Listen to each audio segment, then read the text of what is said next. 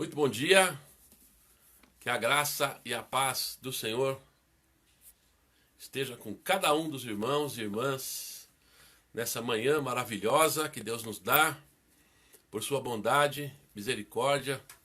Estamos aqui nesse belo dia de sol, um dia de época de inverno, mas que é um dia muito agradável, numa temperatura amena. Podemos acordar, se você está comigo é porque você acordou, abrir os olhos, e isso já é uma grande bênção de Deus na nossa vida. Muito bom dia, irmã Ângela, muito bom dia, Neinha, muito bom dia a cada um dos irmãos e irmãs. Hoje é o dia da ressurreição, hoje é um dia maravilhoso, né? Todo dia é dia que o Senhor nos dá. Eu quero hoje falar sobre a ressurreição de Jesus. Lídia, muito bom dia, que a graça e a paz do Senhor esteja com você. A Ângela já está com a gente, a Marlene já está com a gente, a Dulce, muito bom dia, Dulce, Zé Silveira, Deus te abençoe. Também está conosco algumas pessoas que nos visitam, né? Nós somos muito gratos por essas pessoas que têm nos acompanhado a cada dia, né? Nós estamos aqui fazendo a live sobre Caminhando com Jesus no Evangelho de Marcos. Eu quero já anunciar que nós vamos terminar o Evangelho de Marcos e vamos começar uma série de lives devocionais, Salmos da Esperança, tá bom? Salmos da Esperança, vamos meditar em alguns salmos. Então eu quero convidar você a continuar nos acompanhando. Nós vamos terminar, estamos terminando o Evangelho de Marcos, vamos começar Salmos da Esperança. Mas caminhando com Jesus no Evangelho de Marcos. Sofia, muito bom dia. Sônia Maria Alves, muito bom dia. Alzenira, muito bom dia. Deus te abençoe. Cada um dos irmãos e irmãs que estão aí sempre conosco. Adriano do Amaral está com a gente também. Seja muito bem-vindo. Em nome de Jesus. Quero também reforçar que hoje nós temos mais uma aula. Nós estamos na quarta lição, não é a quarta aula, tá? Já tivemos 2 aulas aí para uma lição só. Então já estamos aí no mês de julho, no módulo 4, nosso curso de teologia, Teologia para o que der e vier, é Teologia para a Vida. E estamos no módulo 4. Esse módulo 4 nós trabalhamos com Vivendo Hoje a Esperança do Fim, que é um estudo de escatologia.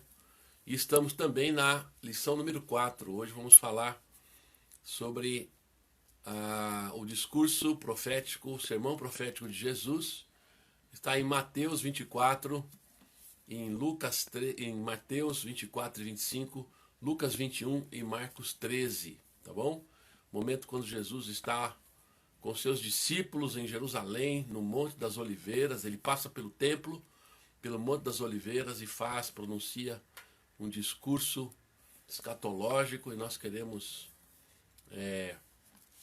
hoje estudar isso com um pouquinho mais de perto, porque o nosso tema é Vivendo Hoje a Esperança do Fim. Hoje à noite, às 20 horas, você está convidado, está convidada. Wanda, muito bom dia. Também está acontecendo a ABF das crianças. Está aí uma maravilha. Estou vendo no Facebook aí, estou vendo no WhatsApp as fotos, a participação das crianças. Graças a Deus, quem pôde se inscrever, certamente está sendo bênção de Deus poder envolver as crianças num trabalho tão abençoado. Então eu quero parabenizar o pessoal aí do infantil. Que bênção que está acontecendo. Cleusa, muito bom dia. Alex também está com a gente. Muito bom dia a todos vocês, a todas vocês. Uma alegria muito grande estar a cada dia com os irmãos e irmãs. Tem me abençoado demais. Tem sido muito bom para mim. E espero que para você também. Você tenha a bênção de Deus sobre a sua vida. Marcos capítulo 16. Nós vamos ler de 1 a 8. Marcos capítulo 16, de 1 a 8. Vamos fazer essa leitura da palavra, mas antes nós vamos orar. Ok? Vamos falar com o Papai do Céu, vamos falar com Deus, agradecer a Deus por esse dia. Espero que você tenha acordado muito bem, que você tenha um excelente dia, uma excelente terça-feira na sua vida. Silvana também está com a gente, a Wanda eu já mencionei. Que a graça e a paz do Senhor esteja com todos nessa manhã. Vamos orar? Senhor, nós queremos agradecer por mais um dia que o Senhor nos deu, por tua bondade e tua misericórdia. Mais um dia que vem sobre nós. Obrigado, Senhor, pela vida, pela saúde, oportunidade de abrir os olhos e acompanhar a leitura da tua palavra. Isso já é um grande privilégio para nós. Eu peço que o Senhor abençoe esse dia na vida de cada um dos irmãos e irmãs que nos acompanham na nossa vida, esse belo dia que o Senhor nos deu. Ó Deus, que a tua palavra possa alcançar os nossos corações, possa abençoar a nossa vida, que o Senhor possa trazer ânimo, ó Deus, trazer encorajamento àqueles que precisam para esse dia, que o Senhor possa trazer proteção para aquele que estará em situações de perigo nesse dia. Ó Deus, que o Senhor possa trazer consolo àquele que chora, que o Senhor possa trazer orientação àquele que se sente perdido. Eu peço em nome de Jesus. Abençoa, Senhor, teu povo, abençoe cada um de nós. Nós dependemos do Senhor, da tua graça. Que teu Espírito Santo torne a leitura desse texto, a tua palavra de hoje, para cada um de nós. É a nossa oração, no nome de Jesus. Amém. Amém. E amém. Marcos capítulo 16, versículos 1 a 8. Chegamos num grande momento. Maria, muito bom dia, Maria Castilho, Isaías. Que a graça e a paz do Senhor esteja com vocês. Ângela, muito bom dia. Aliás, devo dizer para os irmãos, talvez surgiu ontem a possibilidade, os médicos falaram da possibilidade da minha mãe ter alta. Talvez hoje, amanhã, não sabemos ainda, tá? Então, estamos aí na expectativa, pode ser que ela venha para casa. Então, muito obrigado pelas orações dos irmãos e irmãs. Então, essa foi a expectativa que nos deixaram ontem. E eu quero agradecer muito o apoio, a preocupação e a oração dos irmãos. Pela minha mãe Vera, já mencionei, muito bom dia. A Alzenira está com a gente. Então, vamos lá, Marcos capítulo 16, versículos 1 a 8. Passado o sábado, Maria Madalena, Maria, mãe de Tiago, e Salomé compraram óleos aromáticos para ungir o corpo de Jesus. E bem cedo, no primeiro dia da semana, ao nascer do sol, foram ao túmulo. Diziam umas às outras: quem nos removerá a pedra da entrada do túmulo? E olhando, viram que a pedra já estava removida. É que a pedra era muito grande. Entrando no túmulo, viram um jovem sentado ao lado direito, vestido de branco, e ficaram atemorizadas. Ele, porém, lhes disse: não tenham medo. Vocês procuram Jesus, o Nazareno, que foi crucificado. Ele ressuscitou. Não está aqui. Vejam o lugar onde o tinham colocado. Mas vão e digam aos discípulos dele e a Pedro que ele vai adiante de vocês para a Galiléia. Lá vocês o verão. Como ele disse. Bom dia, Teresa. E saindo elas, fugiram do sepulcro, porque estavam tomadas de temor e assombro, e não contaram nada a ninguém, porque estavam com medo. Amém. Nós temos relato da ressurreição nos 4 evangelhos, né? Não só em Marcos, mas também em Mateus, também em Lucas, também em João. Nós temos a ressurreição de Jesus, Depois nós temos as aparições de Jesus ressuscitado e os seus ensinos. E depois nós temos a ascensão de Jesus. São 3 etapas aqui. Jesus ressuscitou, é o primeiro momento. Ele levantou dentre os mortos, é a primeira coisa que nós destacamos aqui, que é o texto que nós lemos. Depois nós vamos falar sobre as aparições de Jesus aos seus discípulos e a mensagem que Jesus deixa. E depois vamos falar da ascensão de Jesus, o fato de Jesus ter sido levado aos céus e do mesmo jeito que foi, voltará, diz Atos dos Apóstolos. E hoje nós vivemos com a presença de Jesus. Ele disse: eis que estou convosco todos os dias até a consumação dos séculos, né? Então, primeira coisa aqui que nós queremos destacar é que as mulheres, né, estão aqui em evidência. São elas quem aparecem aqui em Marcos 16, nos evangelhos de Mateus, de Lucas e de João. Aparece também Pedro, que vai ao túmulo. Depois eles ouvem as mulheres falar, mas ficam meio duvidosos e vão lá ver. E depois Jesus aparece também a eles. Mas aqui nós temos um primeiro momento quando as mulheres fazem aquilo que era a tradição. Elas levantam bem cedo, depois do sábado. O sábado, na verdade, já tinha terminado às 6 horas da tarde, no sábado à noite, mas ir no túmulo à noite não faz muito sentido, né? Muito escuro. Então elas foram bem cedinho no nascer do sol para entrar naquele túmulo e para fazer aquilo que a tradição manda. Elas iam, na verdade, passar óleos e banhar o corpo de Jesus nos momentos, nas horas, mesmo depois do sepultamento, mesmo depois que o corpo é colocado num túmulo, numa caverna, o corpo ainda passa por um tratamento de perfumes e tudo mais, como um sinal de consideração, de respeito, um ritual que era costume dos judeus na época, normalmente, muitas vezes, feito pelas mulheres. Por isso que vão as mulheres lá bem cedo. O costume era esse: as mulheres quem faziam de fato a unção do corpo, né? Logo depois de morto e sepultado. E elas vão, e elas tinham um problema, né? Quem vai remover aquela pedra?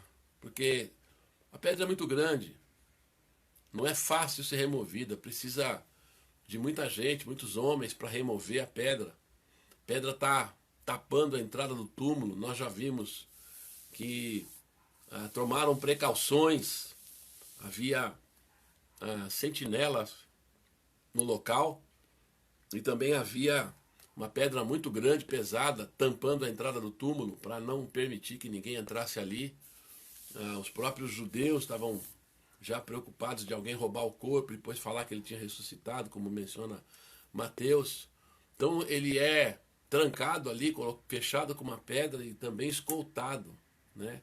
Havia, na verdade, soldados ali pelo local, mas elas foram bem cedo, bem de manhã, provavelmente soldados dormindo ou sonolentos. Elas vão e ficam com essa dúvida: quem vai tirar a pedra, né?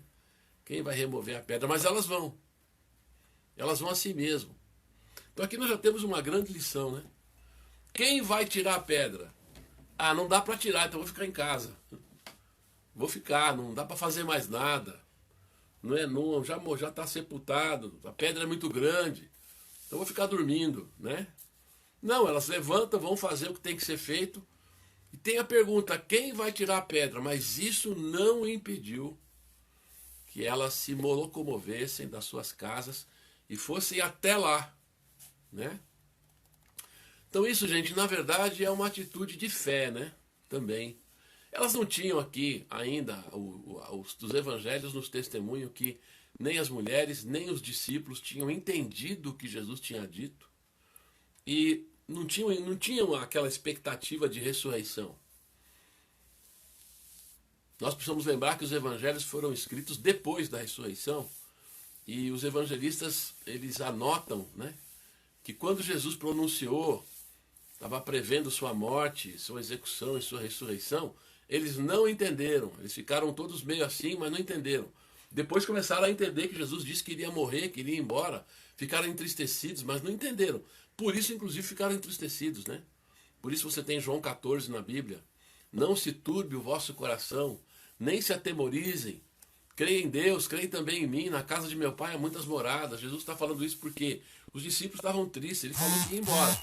Mas não deixou claro como, o que ia acontecer. Eles ficaram meio atônitos, meio assim. Jesus explicou algumas vezes: olha, eu vou para Jerusalém, eu vou ser morto, mas eu vou ressuscitar no terceiro dia. Não ficou claro para eles o que era isso.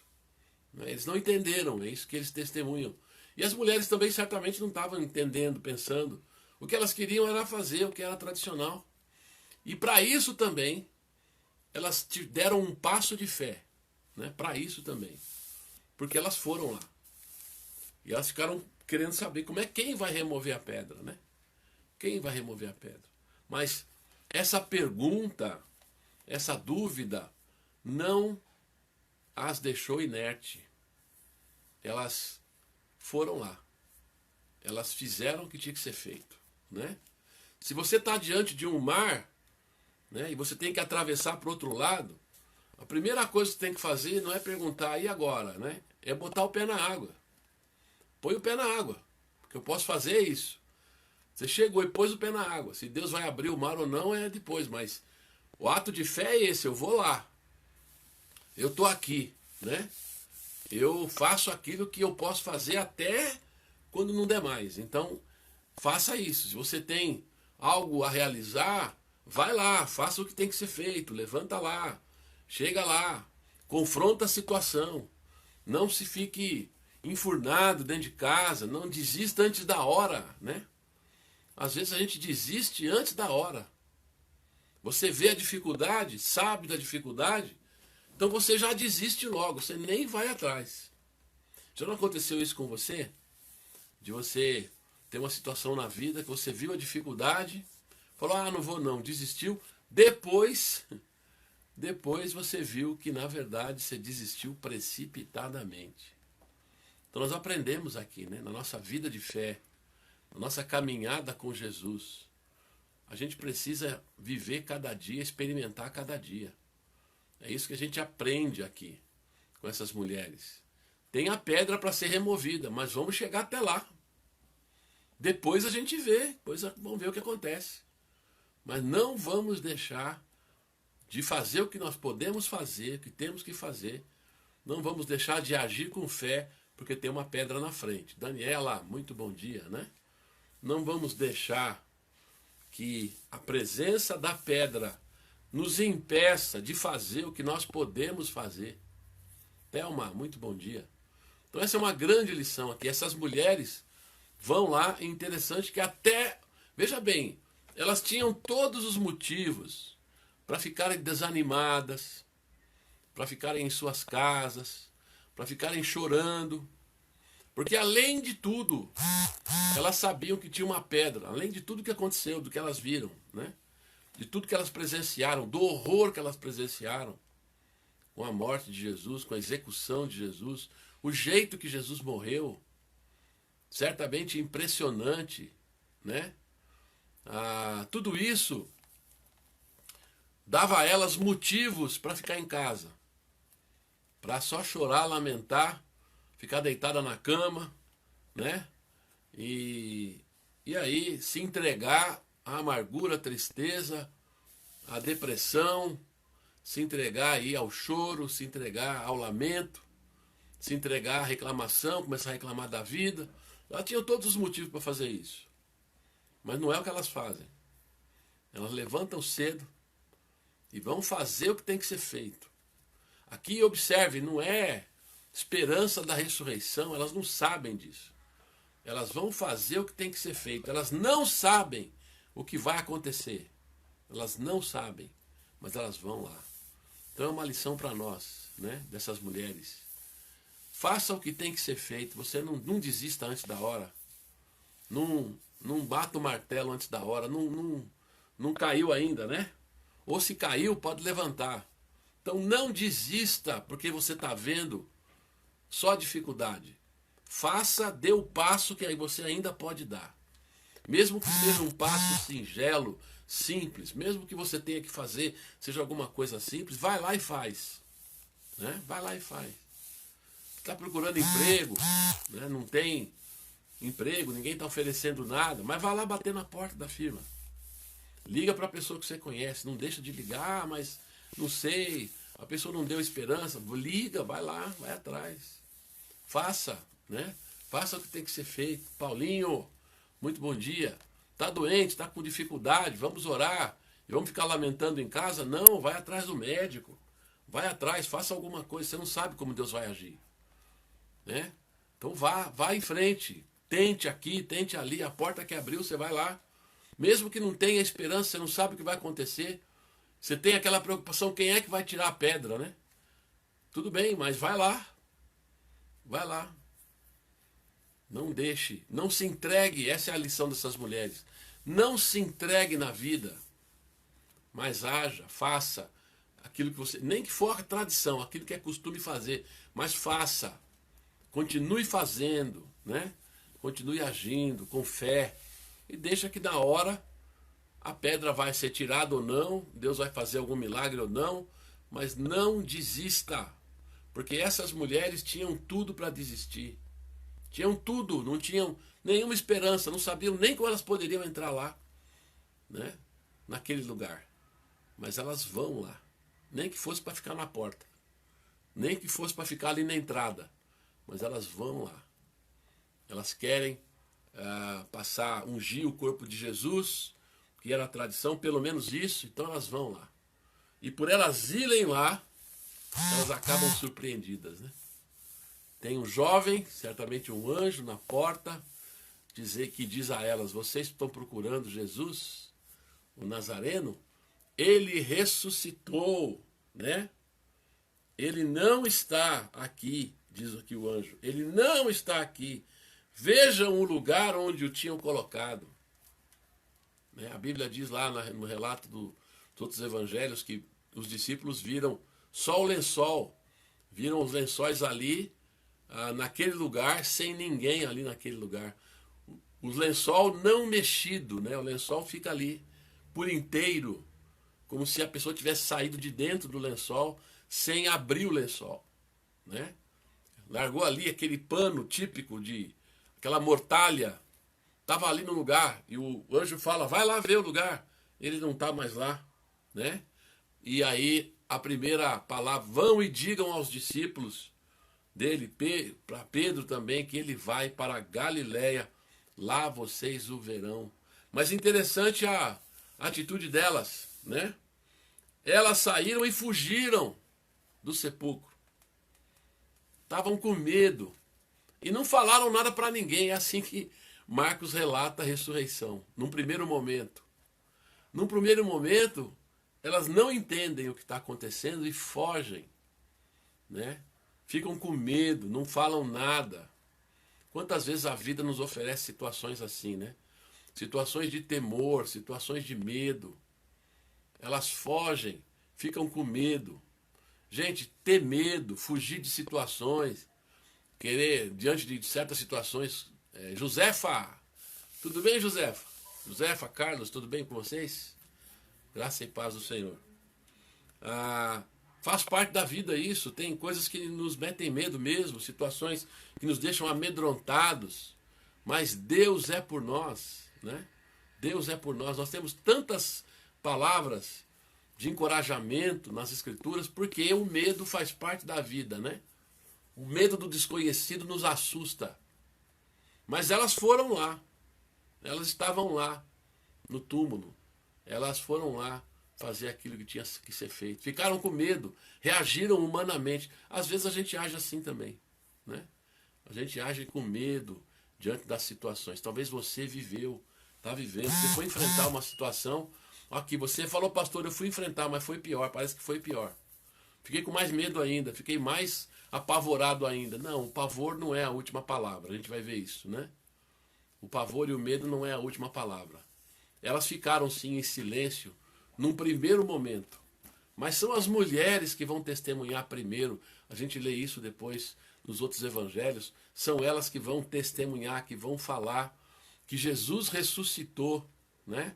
Na caminhada de Jesus com os discípulos de Emaús, eles falam, tem alguns falando lá que ele ressuscitou, mas o negócio é meio duvidoso, né? Não tinham muita certeza. Então, precisou de um tempo para que as coisas se colocassem no lugar. Quem sabe é isso que você está vivendo, meu irmão, minha irmã. Você está vivendo um tempo de medo, de pavor, né? Diante de uma situação. Você fala, não, pastor, eu fiz, eu não parei, eu fui atrás, eu enfrentei a situação, mas eu estou com medo.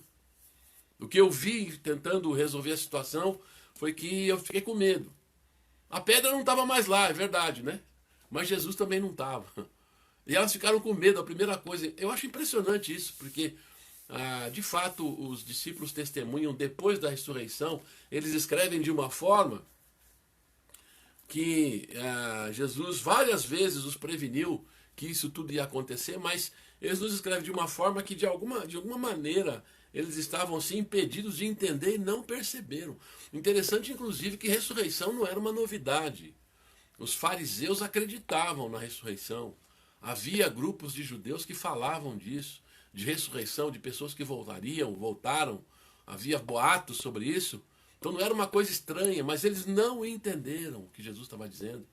Eles não entenderam, não compreenderam. E essa reação aqui dessas mulheres nos deixa com essa impressão de que elas nem pensaram, né? Não tinham ainda se tocado de que se tratava. O que é isso? O que está acontecendo? Então há situações da vida que nos deixam com medo, nos deixam espantados, né? Nos deixam boquiabertos ou então nos silenciam. Há o momento do silêncio, né? O momento que você silencia por temor. Então isso não quer dizer que Deus não está agindo. Pode ser que você diga, pastor, eu enfrentei a situação, eu fui atrás, eu fiz, mas na verdade eu fiquei com mais medo ainda pelo acontecido. Surgiram coisas novas lá e aconteceram coisas que me deixaram com medo. Eu fiquei atemorizada, pois eu quero dizer a você que você não fez nada errado. Na verdade, o temor, o medo, faz parte de certas situações da vida. Nós temos que passar por isso. Há uma lição a aprender também quando nós tememos. O medo é do ser humano. O desconhecido nos deixa amedrontados, né? E nos silencia muitas vezes. Então, às vezes é isso. Você passa por um momento em que a situação te deixa apavorado, né? Com o que você está vendo diante de você. Você tem um primeiro momento de silêncio, um primeiro momento de temor, de assombro. E eu quero dizer a você que não é porque você está assombrado, está com medo, não sabe o que dizer, não está dizendo nada, que Deus não está agindo, né? Isso faz parte. Eles tinham que passar por isso, viveram isso. Mas o fato é que Jesus não está mais lá, né? O Nazareno que foi crucificado, ele ressuscitou e não está mais aqui. Aqui é importante ressaltar, né? A ressurreição de Jesus é única. Paulo diz que ele é as primícias dos que dormem. Esse é um grande desafio e mistério para nós. O apóstolo Paulo tenta explicar a natureza da ressurreição em 1 Coríntios capítulo 15. É o único lugar que nós temos uma explicação maior. Mas a ressurreição não é um fantasma que volta, não é uma alma que volta, não é um espírito que volta. Isso vai acontecer no encontro de Jesus com seus discípulos, quando eles vão ficar com dúvida, e ele vai dizer, eu não sou um fantasma, eu não sou um espírito, podem tocar em mim. Isso está em Lucas 24. Toquem aqui, olha os sinais aqui da crucificação, podem pôr a mão no meu lado, podem ver aqui onde eu fui furado com uma lança, sou eu mesmo. E eles tocam em Jesus. Tomé é o grande duvidoso, né? Que diz, eu só vou crer se eu ver, se eu puder ver. E Jesus diz, vem Tomé, pode pôr a mão aqui na minha mão, pode ver a sinal, e seja crente. Mas aí Jesus diz uma coisa extraordinária, né? Tu viste e creste, bem-aventurados os que não viram e creram. A ressurreição de Jesus é, na verdade, uma grande novidade, porque ela é física e espiritual, ela é uma ressurreição completa para uma nova dimensão. Isso é algo que tem intrigado aí os estudiosos, né? Os que creem e os que não creem também, né?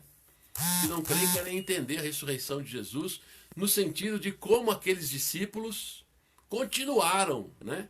A pregação e saíram testemunhando que Jesus ressuscitou. Hoje praticamente ninguém tem teoria de farsa, por uma razão muito simples, né?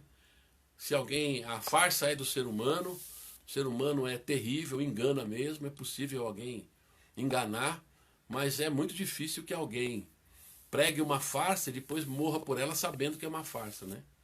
Então vários dos discípulos, a começar por Tiago, né, foram executados, morreram, foram martirizados por causa da pregação sobre a ressurreição de Jesus. Então, ninguém morre por aquilo que sabe que é uma farsa, né? A pessoa pode morrer iludida por outro motivo, mas ninguém morre por aquilo que sabe que é mentira. Então a teoria de que eles esconderam o corpo de Jesus, a teoria de que eles roubaram o corpo de Jesus não cola por causa disso, né?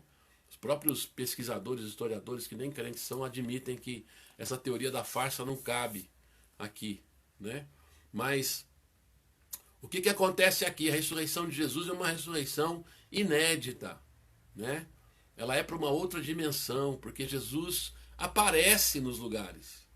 Ele pode ser tocado, ele come com os discípulos, né? Ele tem um corpo que pode ser tocado, mas ao mesmo tempo ele se movimenta em uma dimensão diferente, ele aparece em lugares trancados. Então é um corpo um corpo glorificado é o termo que se usa, né, que Paulo descreve lá em 1 Coríntios 15, ele compara com uma grande árvore, né, que partiu de uma semente. Ele fala, a semente tem que ser enterrada para depois surgir a árvore, assim também a ressurreição. Nosso corpo físico é uma semente que é enterrada. Depois o que surge é uma árvore enorme. Você olha para a árvore e fala, nossa, essa árvore enorme era aquela semente. Pois é, a árvore é a semente, mas ela é muito mais do que a semente, né? Então essa é a ideia. Há uma continuidade entre o corpo físico e a ressurreição, mas ao mesmo tempo há uma novidade, há uma nova dimensão. É isso que a gente pode deduzir aqui com a nossa possibilidade de entender. Mas o fato é que Jesus ressuscitou o corpo dele mesmo. Não foi o corpo dele que se desfez lá e surgiu uma alma, um espírito de Jesus. Apareceu um espírito de Jesus para os discípulos. Não é essa a convicção que nós encontramos aqui, né, nos evangelhos. A convicção é o corpo de Jesus mesmo, ressuscitou. Essa é a convicção deles. O túmulo ficou vazio. Essa é a convicção desses discípulos, né? Agora, como foi exatamente, isso é um mistério. Eles viram. O que interessa é isso. Eu não sei explicar, mas eu vi. Eu vi que era Jesus. Eu toquei lá, né? Como diz 1 de João, aquilo que nós vimos, aquilo que nós apalpamos, é isso que nós anunciamos. 1 de João, capítulo 1. Os apóstolos testemunharam a ressurreição de Jesus. E, gente, ressurreição é o quê, gente? É vida, é vitória. É vitória sobre todos os males, e o pior deles que é a morte, né? Então todos os males ficam derrotados, todos os males menores perdem o sentido diante da glória da ressurreição. É essa a grande mensagem aqui, né? A grande mensagem é essa. A ressurreição representa a derrota de todos os males, o principal deles a morte, que é penal. A Bíblia diz, no dia em que dela comeres, certamente morrerás. A Bíblia diz que o salário do pecado é a morte. A morte está rondando o tempo todo as nossas vidas. A morte está presente em todo lugar diante de nós. E ela sempre está aí, nós estamos sempre perto do vale da sombra da morte. Às vezes mais no vale, às vezes menos. Às vezes está mais perto de nós, às vezes está mais longe. E nós também certamente vamos estar nesse vale da sombra da morte até Jesus voltar, né? Mas essa é a grande vitória, né? Como diz Paulo, grande cântico de Paulo, tragada foi a morte pela vitória, né? 1 Coríntios 15, onde está, ó morte, a tua vitória? Onde está o teu aguilhão, né? Está falando aqui de Isaías, que nós estamos estudando, capítulo 25, né? Ele tragará a morte para sempre. Os mortos vão ressuscitar. Então Jesus é as primícias dos que dormem. Ninguém ressuscitou ainda como Jesus, né? Para um corpo glorificado. A Bíblia relata ressurreição de pessoas que voltaram. Houve uma ressurreição como um sinal, como um milagre. Essas pessoas voltaram à vida, mas voltaram à sua vida física, à sua vida carnal, normal, e morreram de novo. Então essa ressurreição foi só um sinal. Agora a ressurreição de Jesus é uma ressurreição para não morrer nunca mais. É uma ressurreição para a vida eterna. Essa é a grande esperança cristã, né? É a ressurreição de Jesus. Essa é a grande esperança que alimenta a nossa fé, que alimentou a fé dos discípulos. Foi a ressurreição que alimentou a fé não só dos discípulos que viram de fato Jesus ressuscitado, mas para aqueles que foram tocados pelo Espírito Santo, foram convencidos pelo Espírito Santo ao longo da história de que Jesus ressuscitou, né? Houve muitos discípulos que nunca tinham visto Jesus ressuscitado, inclusive depois dos apóstolos, mas que também viveram e morreram nessa fé. Então, se Jesus ressuscitou, meu irmão, minha irmã, tudo é possível àquele que crê. Se Jesus ressuscitou, nada mais, qualquer dificuldade, qualquer dos males da vida fica apequenado, tudo fica apequenado, né? Tudo é menor, muito menor do que parece, porque Jesus ressuscitou dentre os mortos. Então essa é uma mensagem tremenda dos evangelhos. Os evangelhos, na verdade, são escritos da perspectiva da ressurreição, porque quem escreve já está escrevendo depois da ressurreição. Então eles estão falando, testemunhando. Aliás, é por isso que eles estão escrevendo, porque Jesus ressuscitou. Os 4 evangelhos terminam com a ressurreição, as aparições e a ascensão de Jesus. A ascensão não está descrita com clareza, né? Em alguns deles, em Lucas está, especialmente porque tem Lucas e Atos, mas os outros evangelhos não descrevem com clareza a ascensão, mas ela fez parte porque Jesus não está mais entre nós, não estava mais entre os discípulos, mas Jesus ressuscitou. Ele vive. É isso que nós cantamos, né? Uma das confissões cristãs mais antigas é o Maranata. Vem, Senhor. Por que Jesus vem? Porque ele ressuscitou, né? Se Jesus ressuscitou, tudo é possível.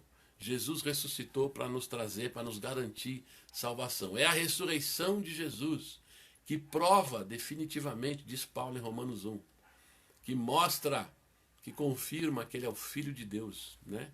A ressurreição de Jesus que nos apresenta Jesus como Filho de Deus que veio ao mundo entregue por nós. Então é essa a experiência desses discípulos, dessas mulheres, do Jesus ressuscitado, que dará uma nova dimensão para a vida. Se Jesus ressuscitou, nada mais, nada é igual mais. Tudo agora é diferente. Tudo mudou. Será um novo momento, uma nova situação, que os discípulos viverão, que os apóstolos viverão, que essas mulheres viverão, porque Jesus ressuscitou. Se Jesus ressuscitou, todos os problemas, todas as dificuldades ficam apequenadas. Então é a nossa convicção dessa ressurreição de Jesus que nos alimenta para enfrentar todas as situações da vida. Mesmo diante daquilo que representa para nós a morte e que é a morte. Mesmo diante do falecimento, né? Mesmo diante da falência humana, mesmo diante da impotência humana, nós ainda temos essa convicção. Jesus vive, Jesus ressuscitou. Então, a situação de morte, de falência, de perda, de impotência não é a última situação. Depois da morte não tem um ponto, depois da morte tem uma vírgula, né? É vírgula, porque a morte não é a última coisa a ser dita. A morte é, na verdade, uma coisa terrível que faz parte, mas a morte não é a última palavra, não é a última coisa a ser mencionada, a última coisa a ser dita. A última coisa a ser dita é a vida, é a ressurreição, né? É o amor de Deus por nós, é a misericórdia de Deus que está aberta para nós, é a garantia de vida eterna em Jesus Cristo que nos alimenta, que nos faz crer, ainda que não entendamos tudo, né? Ainda que não seja possível compreender tudo. Nós vivemos nessa fé, na fé na ressurreição. A ressurreição de Jesus é a garantia, né, de que veremos os mortos novamente. Em 1 Tessalonicenses capítulo 4, versos 13 a 17, Paulo fala que nós não podemos nos entristecer como os demais que não têm esperança, porque Jesus ressuscitou. E se ele ressuscitou, os mortos terão vida, né? Os mortos viverão. Se Jesus ressuscitou, os mortos viverão. Essa é a grande mensagem que nós encontramos aqui, dessas pessoas, né? Dessas mulheres, vocês mulheres, né? Interessante isso, como os evangelhos testemunham com força que as mulheres acompanharam Jesus, elas estavam ali até o final, foram até o túmulo e testemunharam, né? Foram as primeiras a testemunharem a ressurreição de Jesus. Nós devemos viver na perspectiva da ressurreição. Essa é a nossa perspectiva, né? A perspectiva de que Jesus vive. É por isso que nós cultuamos, é por isso que nós estamos aqui, fazendo essa live todo dia. É por isso que nós continuamos, apesar de tudo, continuamos fazendo os cultos, louvando a Deus o tempo todo. É por isso que a igreja existe, né? A igreja muitas vezes meio que se perde no meio do caminho, né? Dá umas escorregadas, umas derrapadas, né? Ao longo do caminho. Mas o caminho da igreja é o caminho da ressurreição de Jesus. A razão por que nós celebramos a ceia, nós comemos o pão, tomamos o vinho, é porque Jesus ressuscitou, né? Se, como diz Paulo, se Jesus não ressuscitou, se nós esperamos só por essa vida, somos os mais miseráveis dentre os homens, né? Somos as pessoas mais miseráveis do mundo. Mas Jesus ressuscitou, ele vive. Essa é a nossa fé que nos alimenta, né? Como disse Pedro, quando Jesus estava lá, bravo, né? Porque muita gente seguia Jesus só por causa dos milagres. Jesus disse às pessoas: vocês estão me seguindo, não é porque vocês viram sinais de que eu sou filho de Deus, vocês estão me seguindo porque encheram a barriga, comeram o pão que foi multiplicado. E foram um monte de gente embora. E aí Jesus viu lá os 12 que ele tinha chamado e falou: eu sei, vocês aí querem ir embora também? Pedro se aproxima de Jesus e fala: Senhor, para quem iremos nós? Só tu tens as palavras de vida eterna. Para quem iremos nós? Só tu tens as palavras de vida eterna, né? Então essa foi a percepção de Pedro, que seja a minha e a sua também. Para quem nós iremos? Ele tem as palavras de vida eterna, ele ressuscitou ao terceiro dia, ele vive, ele enviou o Espírito Santo que nos capacita a viver pela fé, ainda que não tenhamos visto. Ele mesmo disse: bem-aventurados os que não viram, mas creram, né? Que Deus abençoe, meu irmão, minha irmã, a sua vida. Que nós possamos aprender a viver à luz da ressurreição, né? Quanto mais aprendemos a viver à luz da ressurreição, tanto melhor enfrentamos as várias situações da vida. É uma vida de fé que nós temos que renovar cada dia, né? Mesmo que tenha pedra no caminho, não deixe de ir lá, né? Não deixe, não fique enfurnado, não se esconda, não desista, não pare. Não permita que a tristeza, o desânimo tenha a última palavra na sua vida. Tem uma pedra? Tem, mas eu vou fazer o que tem que ser feito. Como essas mulheres. Eu estou assustado porque eu não sei o que aconteceu. Eu estou vivendo o pavor. Continua. Porque depois do pavor, o que vai surgir para os discípulos é paz, alívio, é confiança, é capacitação, é presença de Deus, presença de Jesus, que vem para abençoar. Então, que Deus te abençoe, meu irmão, minha irmã, que você tenha esse dia maravilhoso, possa ser para você um dia cheio de esperança, cheio de fé, cheio de confiança, para cada um de nós, que seja um dia assim, em nome de Jesus. Vamos orar?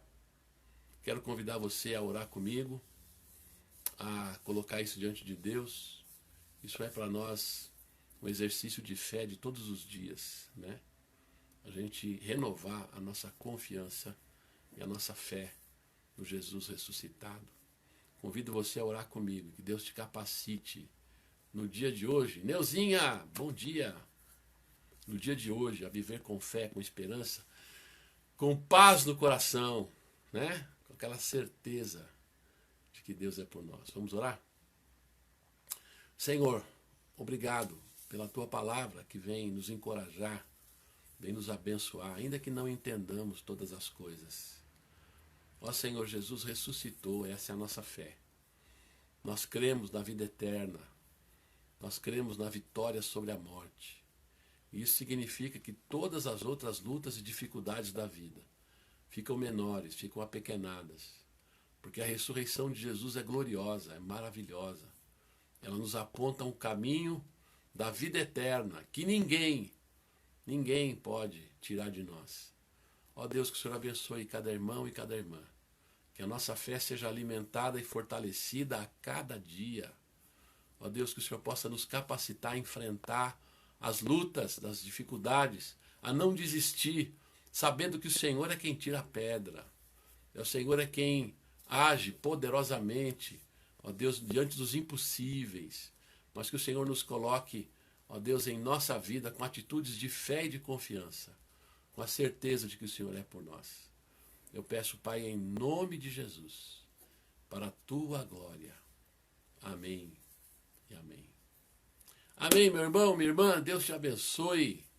Deus te dê uma terça-feira abençoada. Lembrando que às 20 horas hoje, nós continuamos o módulo 4 do nosso curso de teologia. Nosso curso de teologia chama-se Teologia para o que der e vier, que é Teologia para a Vida. Já tivemos 3 módulos presenciais lá na IBJU ao longo do tempo aí, né? O último foi agora no começo desse ano, o terceiro. Estamos no 4º.